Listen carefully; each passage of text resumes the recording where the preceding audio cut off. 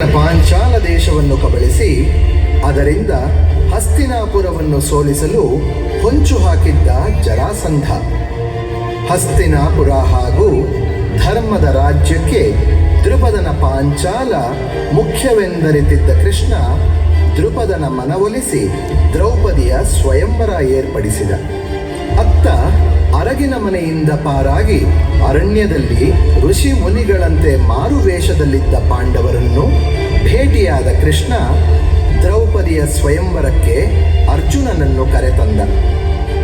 ದ್ರೌಪದಿಯ ಮನದಲ್ಲಿ ಜರಾಸಂಧ, ದುರ್ಯೋಧನ, ಕರ್ಣ, ಅಶ್ವತ್ಥಾಮ ಇಂಥವರನ್ನು ನಾನು ವರಿಸಬೇಕೇ ಎಂಬ ಅಳುಕು. ಸ್ವಯಂವರಕ್ಕೆ ಬಂದ ರಾಜರುಗಳಿಗೆ ದ್ರೌಪದಿಯು ಕೃಷ್ಣನಿಗೇ ಮಾಲೆ ಹಾಕುವಳೆಂಬ ಉದ್ವೇಗ, ಚಿಂತೆ, ಆತಂಕ.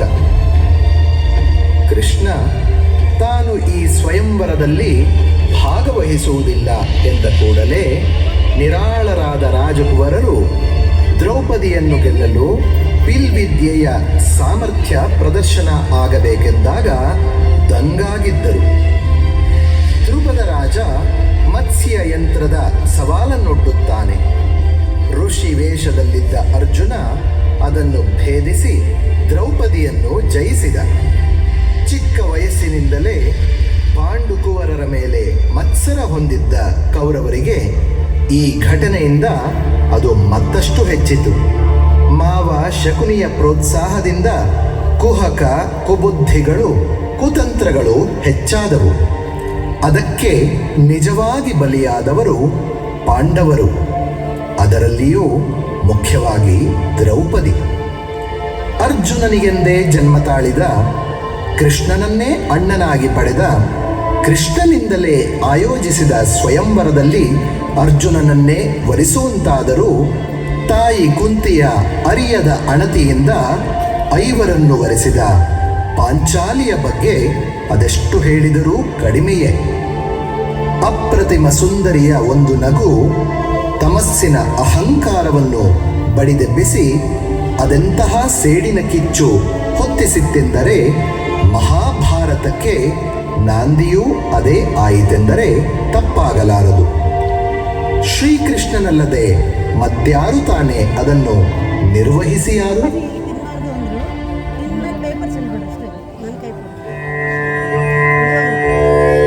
ರಂಗನೊಲಿದ ನಮ್ಮ ಕೃಷ್ಣನೊಲಿದ ಅಂಗನೆ ದ್ರೌಪದಿಗೆ ಅಕ್ಷಯ ವಸ್ತ್ರವನಿತ್ತು.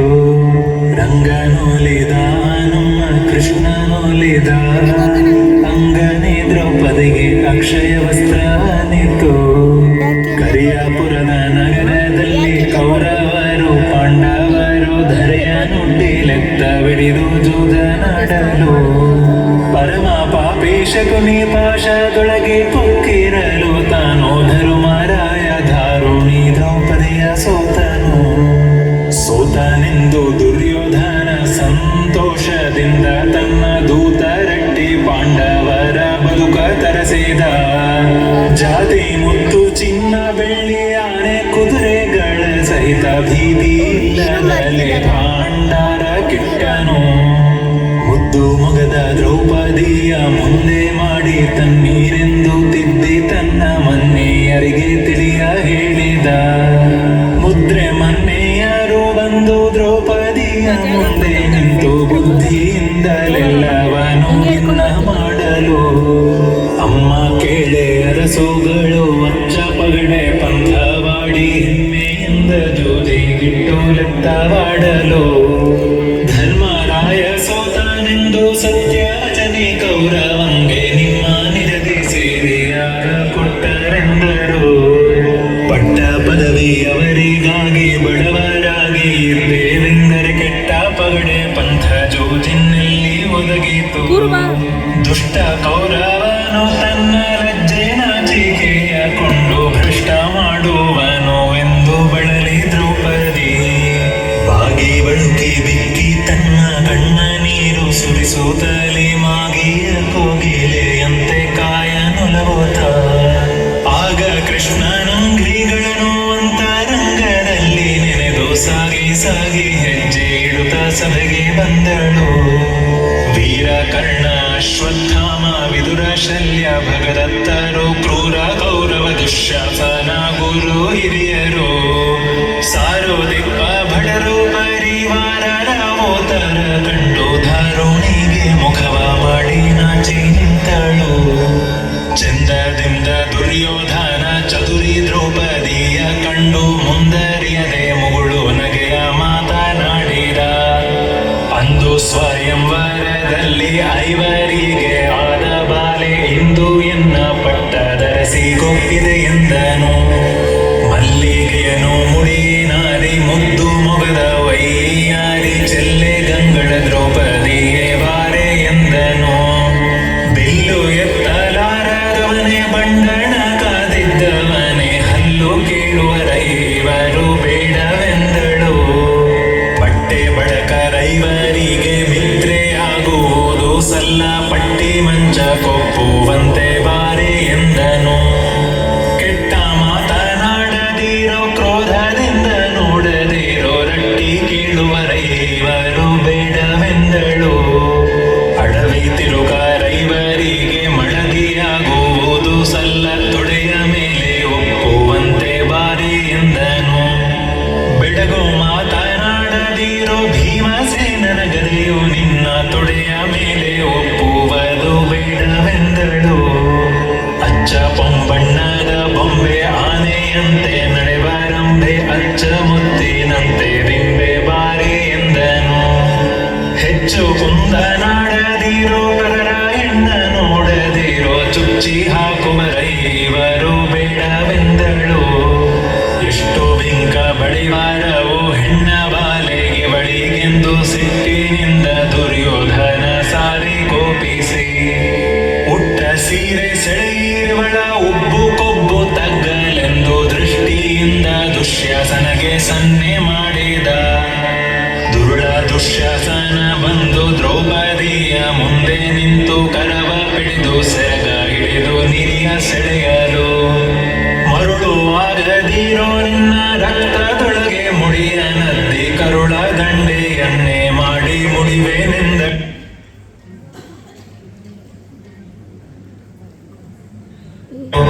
ಗುಲ್ಲು ಗಂಟಿ ಹೆಣ್ಣೆ ನಿನ್ನ ಕಾಡಿ ಬಳಲಿಸುವೆನು ಎಂದು ಗಲ್ಲದಲ್ಲಿ ಕೈಯ ನಿಕ್ಕಿ ನಿರಿಯ ಸೆಳೆಯಲು ನಿಲ್ಲೋ ನಿಲ್ಲೋ ಪಾಪಿ ನಿನ್ನ ನಾಲಗೆ ಎರಡಾಗಿ ಸೀಳಿ ಪಲ್ಲಿನಲ್ಲಿ ಕೇಶ ಹಿಕ್ಕಿ ಕೊಂಬುವನೆಂದಳು ಬೆನ್ನಿನಲ್ಲಿ ಬೆಟ್ಟ ನಿಕ್ಕಿ ಭಂಡು ಮಾಡುವೇನು ಎಂದು ಕೆನ್ನೆಯಲ್ಲಿ ಕೈಯ ನಿಕ್ಕಿ ನಿರಿಯ ಸೆಳೆಯಲು ರನ್ನೆ ವೀರ ಬೊಬ್ಬೆ ಇಕ್ಕಿ ರಭಸದಿಂದ ಸಾರುತ್ತಲಿ ಪನ್ನಗ ಶಯನ ಕೃಷ್ಣ ಕೃಷ್ಣ ಕಾಯೋ ಎಂದಳು ಮಚ್ಚ ಕೂರ್ಮ ವರಹ ಕಾಯೋ ಮುತ್ತು ನಾರಸಿಂಹ ಕಾಯೋ ಹೆಚ್ಚಿನ ವಾಮನನೆ ಕಾಯೋ ಭಾರ್ಗವ ಕಾಯೋ ಅಚ್ಯುತ ರಾಮ ಕೃಷ್ಣ ಕಾಯೋ ಬೌದ್ಧ ಕಲ್ಕಿ ರೂಪ ಕಾಯೋ ಸಚ್ಚಿದಾನಂದ ಸ್ವಾಮಿ ಕಾಯೋ ಎಂದ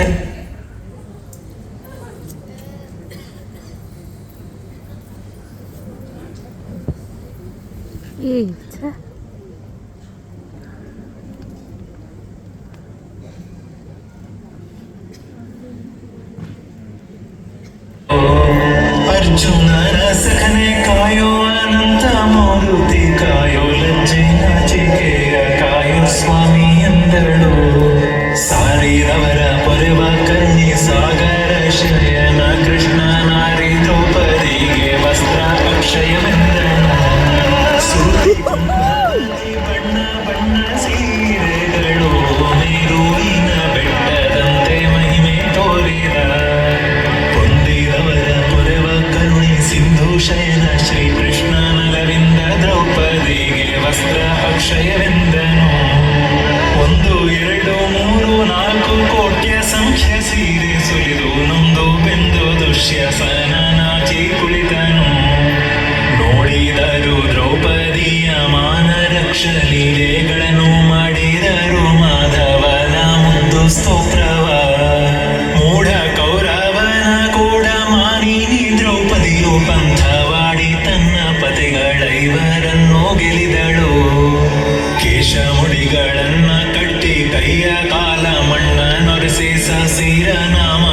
ಕೃಷ್ಣಾಸುರರ ಪಾಲಿಪ ವಾಸಿಯುಳ್ಳ ಕೃಷ್ಣ ಎನ್ನ ವಹಿಸಿ ಮಾನ ಕಾಯ್ದನೆಂದು ಸಂತೋಷದಿಂದ ದ್ರೌಪದಿಯು ಮನೆಗೆ ಬಂದಳು.